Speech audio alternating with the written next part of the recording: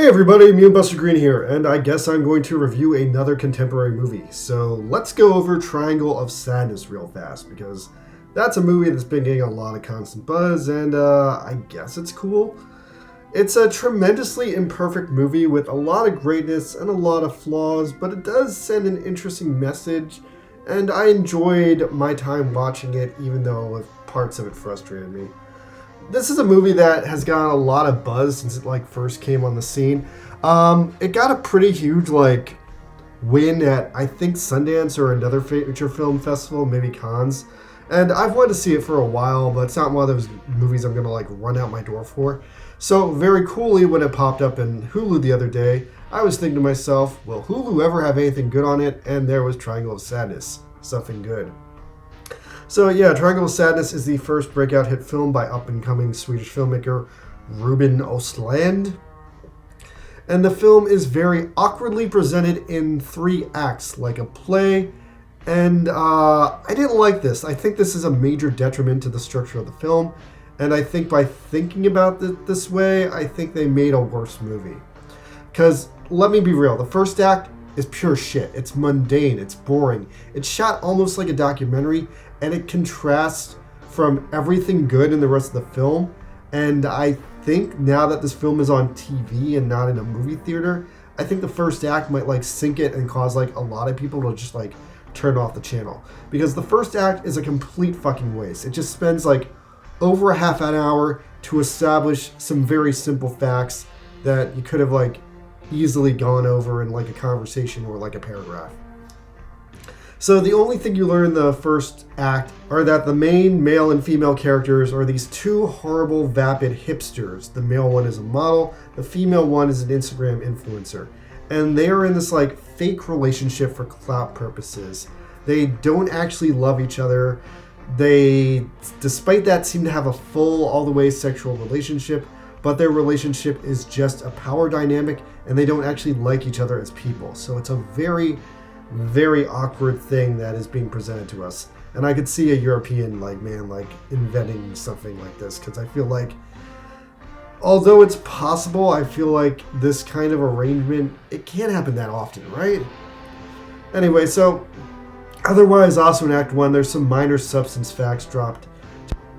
That male models are essentially whores, or more specifically prostitutes who sell their bodies in exchange for money.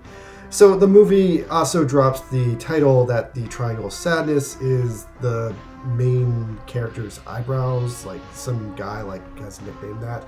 It's very derogatory, I guess. But I mean, I don't know, prior to this, since so much of the movie is set on a boat, I thought it was a Bermuda Triangle thing. Anyway, let's move on to Act 2, where the real movie starts. Act 2 introduces us to the main premise of the movie, that these 2 bitchy hipsters who are dating and effing and don't actually like each other end up on this large, complicated cruise ship, which drives straight into the middle of a hurricane.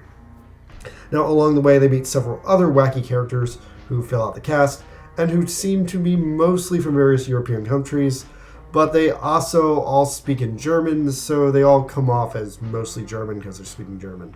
So we get this bitchy, over-organized cruise director, this woman who has a stroke and she only says one thing, and some other various random rich people who don't do enough to the plot to matter. Now, the only other character introduced in this chapter who really matters is the boat's captain, played by Woody Harrelson, who just fucking kills it, knocks it out of the park. A great Woody Harrelson movie indeed. So they never fully explain what the hell his deal is, but the captain is completely unhinged with some very unclear kind of ocean madness. We're not sure why he has ocean madness. Maybe it's from the drugs, maybe he's been isolated on the boat too long. Could just be he's just normally like this. But the captain leads to this downfall of everything involved, and the captain has to host his captain's dinner, which is really difficult for him because he's the captain and he's also insane. So because the captain is insane, he decides to host the dinner in the middle of the hurricane, even though he was warned by numerous people that that was a horrible idea. So yeah, the hurricane comes, the dinner happens, and the boat's being rocked intensely by the full force of the ocean, while these snobbish rich people try to eat this overcrafted dog shit of a meal. Now, the dinner scene is being pretty much lauded as probably one of the best film scenes in this movie and in cinema in the entire year by many people. And I have to account this to the fact that literally anyone who didn't live through the 80s would not be aware that this scene is pretty much a straight lift and literal remix of a scene from the 1983 Monty Python film, The Meaning of Life. Well, except it's got a few minor differences. There are some more people. The person in the focus is a woman and not a man. It's set on a boat. And most egregiously, Triangle of Sadness has additional gross-ass scenes of toilets spitting some shit on people and seemingly doubling down on the amount of people barfing and being barfed on, just making the scene overall more gross and less comedic, and yet at the same time just as comedic as it was when Monty Python did it as a punchline. So literally this all adds up to a big fat joke from the 80s being retold for a new generation. Now, while all this chaos is happening in this hurricane where everyone's puking themselves, the captain gets straight up drunk, strips off all his clothes, and says a bunch of very mean things on the radio, getting into a long drawn-out argument with a random Russian guy about whether communism is better than capitalism, or vice versa in the long run. Now, at the time, this seemed kind of random, but I guess it does kind of tie into the movie's overall themes and what happens in Act 3. Now, I was really thinking that the ship would crash here with the whole hurricane and the captain being drunk as some sort of tribute to the Costa Concordia disaster, where a similar real-world ship captain got drunk and shit-faced and crashed a cruise ship into a rock, killing 12 people. But in what I would almost say is probably the funniest joke of the movie, the ship survives the hurricane completely undamaged, only to immediately be destroyed by a grenade dropping out of the sky, which promptly blows up an elderly couple and turns them into dog food. And then the grenade proceeds to sink the boat. Now, this part of the movie made no sense to me. I'm very unclear and uncertain of where the magic sky grenade came from that sank the boat. My headcanon is crazy captain threw it out the window, he got into the weapons stash and then eventually blew up the entire weapons stash and sunk the boat. That's what I think. But a friend of mine said Somali pirates did it, but I didn't really see any Somali pirates in this movie, so if they were actually there, I didn't see them because they were invisible. But anyway, the boat blows up, and this is what I hate the most. That's the end of Act 2. They just fast forward ahead. It's completely insulting. It just feels like such a cheap, low-budget move that they didn't give us any of the boats sinking. Act 1 was a complete fucking waste of time. They could have taken some time from Act 1 to sink the boat. If this movie was a 3-course meal, Act 1 was an uncomfortable wait to get dinner where they only gave you stale bread to chew on, and then Act 2 was a competent but not fully satisfying appetizer. But at least we got to Act 3, which is the actual dinner, but still, not showing the boat sinking is the most egregious point of the movie. At this point, the scene didn't have to be missing. They could have just, cheaped it out with a montage or shown some people getting into a lifeboat or a couple of people lost in the water, not swimming so well. But yeah, so one lifeboat and a bunch of people who swam make it to this beach over yonder, and yeah, not showing the boat sinking ruined the movie for me. There was so much fucking filler in this movie they could have cut out just to give us that fucking boat sinking scene, and I absolutely hate them for not showing the boat sinking. I guess the filmmaker thought the boat sinking wasn't special enough, but, what the fuck, guys? Where's your damn sense of spectacle? You do a damn boat movie where a damn boat sinks, and you're not gonna even indulge in showing the boat sinking? What a fucking cop-out. I'm so mad at this movie for not showing how exactly the boat sank and how many people exactly escaped. It just fucking forwards to them being on this island. So yeah, they're suddenly on this island, and the bitchy cruise director comes back and once again attempts to take control of the situation, which he had done all the way through Act 2. But after a day on the island, it kind of sinks in that there's only one person capable of surviving on this island, and it's this Filipino housekeeper named Abigail. Now, Abigail was in Act 2, but she literally did nothing except stand around and be a background extra. In Act 3, all of a sudden, she takes full control of the shift in the power dynamic and realizes that she's the only person self-sufficient enough and capable of surviving on the island by her own willpower, and that if things are left the way they are, everyone on the island except her will starve to death. Now look, stranded on a desert island is like one of the biggest old cliches in fiction, and in the past century there's really been only two standards of doing it. You either end up like Gilligan's Island, where everyone gets along, you make a coconut radio, and you create a flawed but functional communist village, or it goes more like Lord of the Flies, where people try to be capitalists, but they eventually become feral and they tear each other limb from limb. Once again, tying back to that old argument about capitalism or communism, which works better.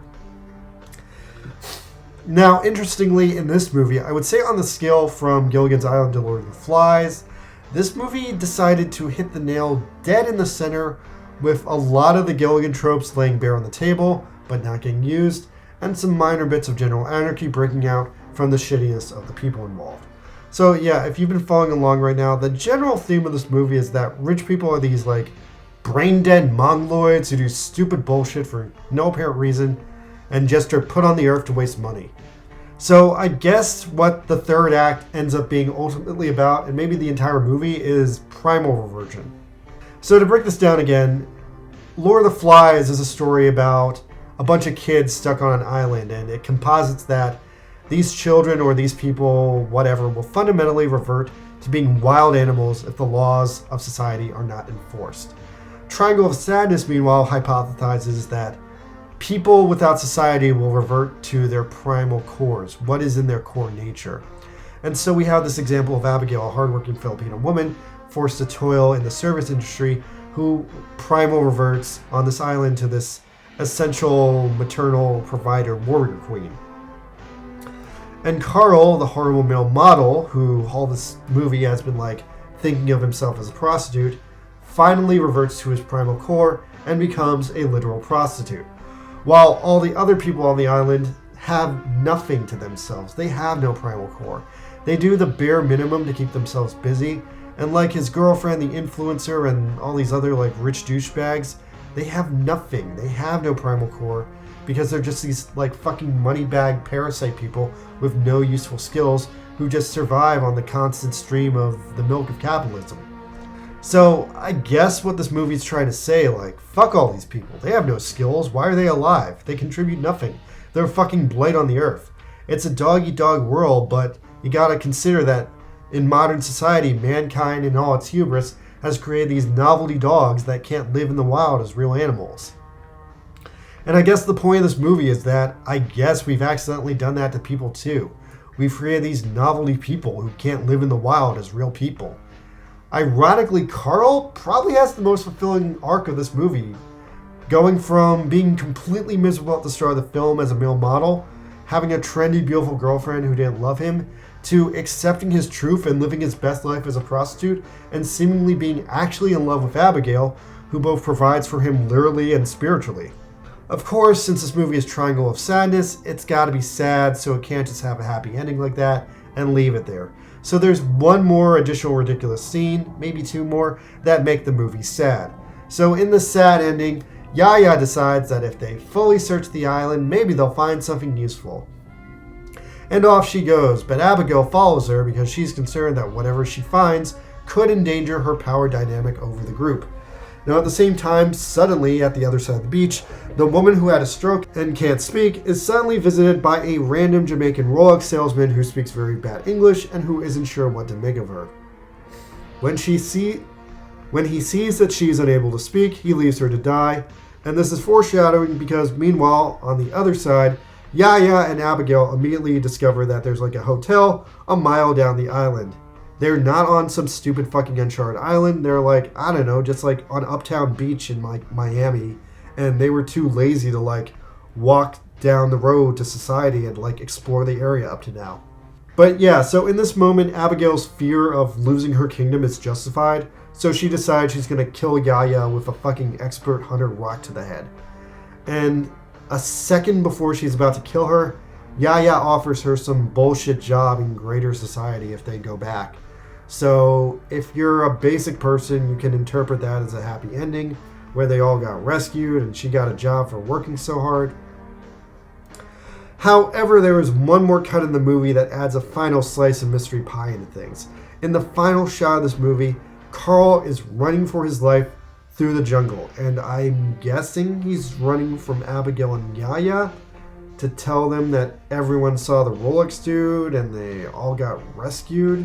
That's my hope anyway. That's the optimistic version of the ending. If I want to be a depressing downer about it, a fucking Charizard showed up and killed everyone on the beach except for him. It happened in an episode of Pokemon. It could have happened here.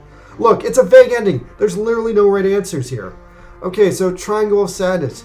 Weird movie. Pros.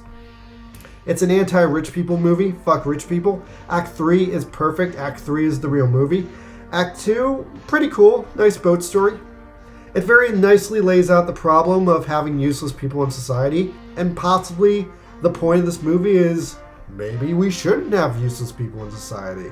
Anyway, Carl's story arc from being a self-hating model to a proud, self-fulfilled prostitute is ironically amazing to watch.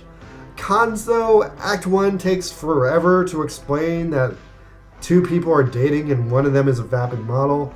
I really despise that they did not show the ship sinking in Act 2. It honestly ruins the movie. And the open ending is just too fucking vague. It doesn't go far enough. I wish they had at least shown Yaya's death. I think they just skipped it over to not be like classified as an R-rated horror movie. But yeah, my biggest complaint here is just that they tried so hard to give this movie a 3-act structure, and in doing so they ruined the film. Like the first act, you could have just omitted that entirely and explained that they were a model on the boat, explained that their relationship was bad on a hotel room in the boat. The second act on the boat, that was all great, except for like the whole scene missing problem where they don't show the boat singing. And the third act is finally the real movie, and this is kind of a pattern that I've been seeing lately, and I'm starting to hate it every time I see it repeated.